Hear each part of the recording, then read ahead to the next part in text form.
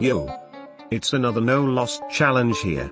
This is part 3 of the series. If you haven't checked out the previous parts, I'll put the link as well as the rules of the challenge in the description. And now, without further ado, let's start with the third world, Wild West.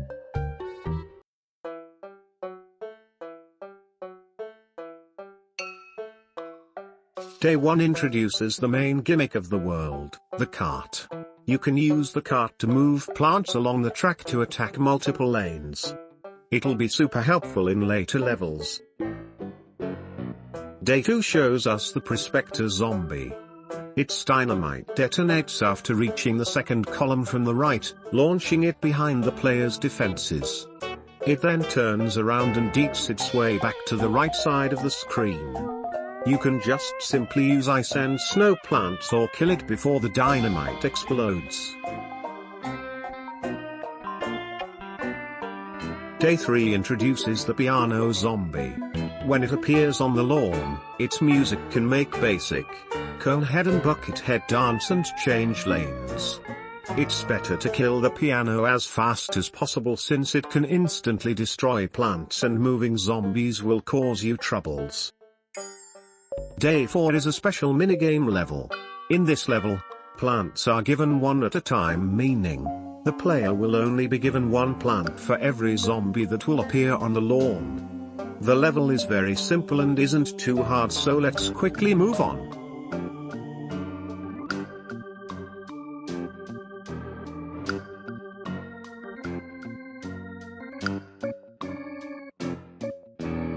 Day 5 introduces Poncho Zombie. Under its poncho, it can be either nothing or a metal grate that is as strong as a bucket. This zombie is so boring, to be honest.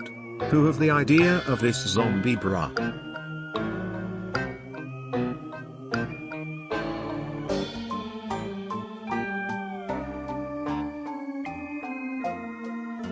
Day 6 is a last stand level. This one is pretty straightforward, as just 3 coconut cannons and a column of bok choy can deal with the zombies easily.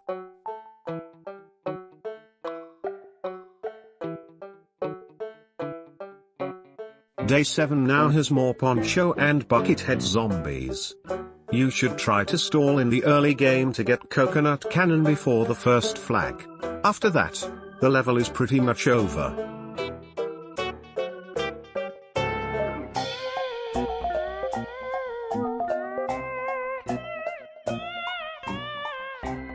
Day 8 see the return of Gargantua Zombie. You should put Peapod on the cart here to maximize its damage to more zombies. For the Gargantua, since its smash is very slow, you can either stall it by moving the cart around or use plant foods to kill it fast before it goes too far.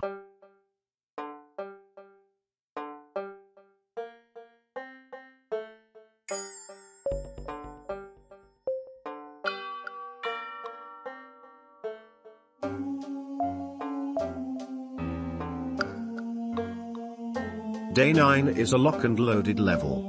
There is winter melon in the selection here, so obviously you should stall the wave and try to get winter as soon as possible. After that, make sure you have walnut in every lane so that the Poncho zombies can't go too far.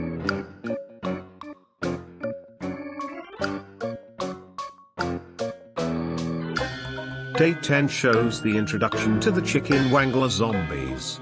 When being damaged, it'll spawn a bunch of weak but fast chickens to the lawn. The chickens can be dangerous as they can kill our plants very fast.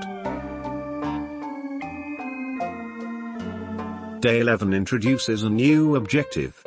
This time, you cannot spend more than 500 sun. This level is just the objective tutorial, so it's very easy. Just 1 repeater and 2 lightning reed is all what you need to beat the level.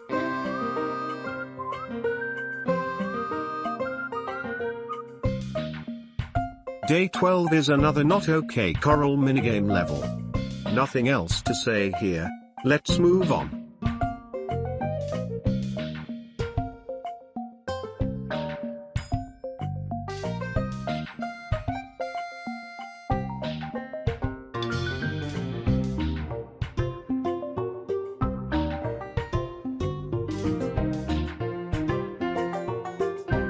Day 13 introduces the zombie bull. It charges towards plants and launches the zombie bull rider off its back once approaching a plant. You can use walnut here to trigger its launch early. Beside that, there's not much about the zombie.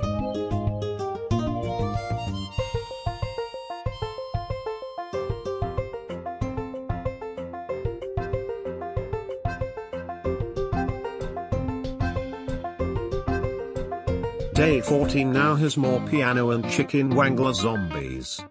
It's recommended to have a repeater and 2 lightning reed on the cart for the early game. Then, try to have melon pult in all 5 lanes to have more damage output.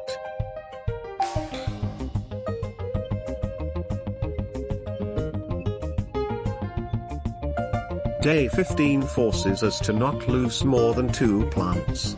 Since I'm playing no loss challenge here, which limits my plants loss to 0, this objective doesn't affect me at all. Lol, just play normally.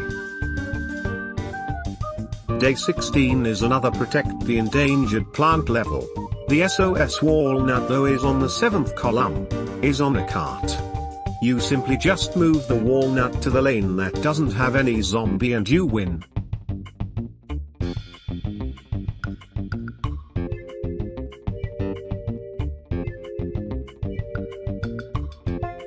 Day 17 forces us to not let the zombies trample the flower.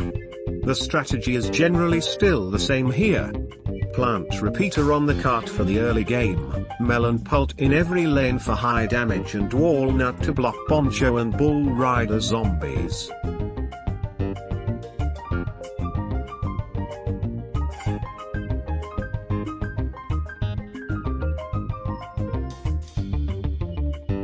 Day 18 is another last stand level. This one is much simpler because the zombies in the level are all weak, so just 2 columns of spikeweed and a few lightning reeds are enough to beat the level. Day 19 limits the sun you can spend to 2,000. Since having 5 melon pults costs much higher than 2,000 sun, you can just plant 3 melons only and have 2 lightning reeds on the other 2 columns instead.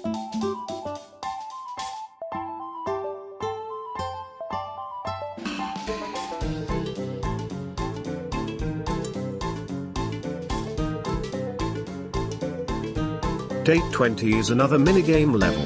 Surely this one is also easy, right?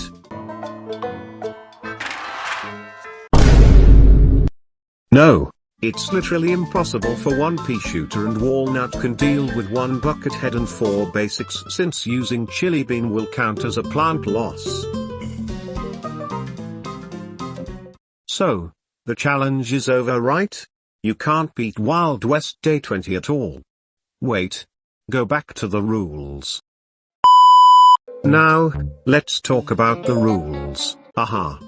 The rules didn't say anything about I can't use coins to buy plant foods, so let's just spam coins and beat the level. But Proxified, isn't that cheating and made the challenge looks like a joke? Well, yes. That's why from now, I'll limit myself to only buy 10 plant foods. You will see the counter of plant foods I can buy here. And now, with the new benefit, we can finally continue the challenge.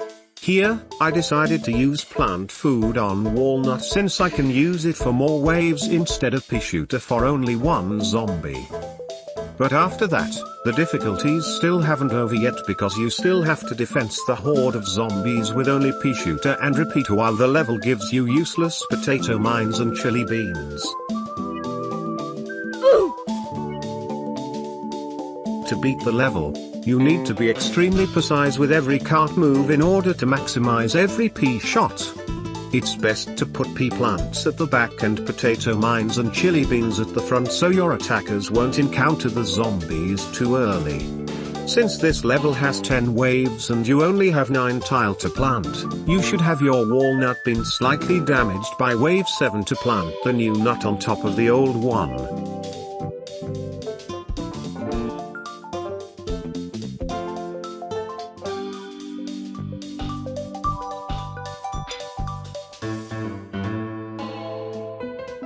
I thought that was over until the final wave that is also impossible to kill with just a few plants, which costs another bought plant food. And with that, I beat day 20 with 2 bought plant foods used. After that brutal level, we finally return with simple ones. Day 21 requires you to spend less than 1750 sun while not letting the zombies trample the flower line. This level literally has 0 dangerous zombie at all, so just Repeater and Bonk Choy are enough to beat the level. Day 22 is the second lock and loaded level. The strategy is the same as day 9, stall the early game for Winter Melon, spam Repeater for the Poncha zombies. You still need to be a bit cautious with the chickens here though.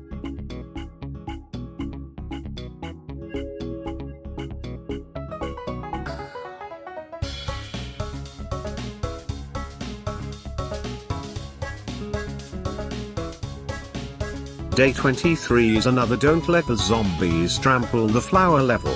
I guess you all know the general idea by now, right? I also use lightning reed here in case of the high number of chicken wangler zombies.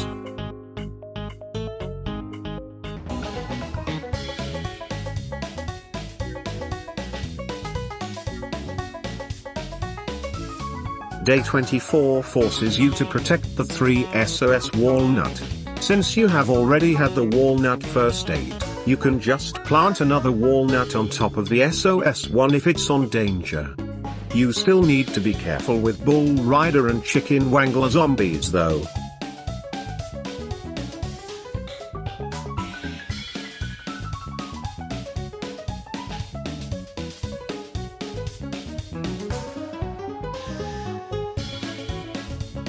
Day 25 is the boss level. This level is actually quite easy but also require a lot of RNG. To beat the level, you need to get the 2 Winter Melon as soon as possible. If by the 3rd wave of zombie, you still haven't got any winter, you're screwed.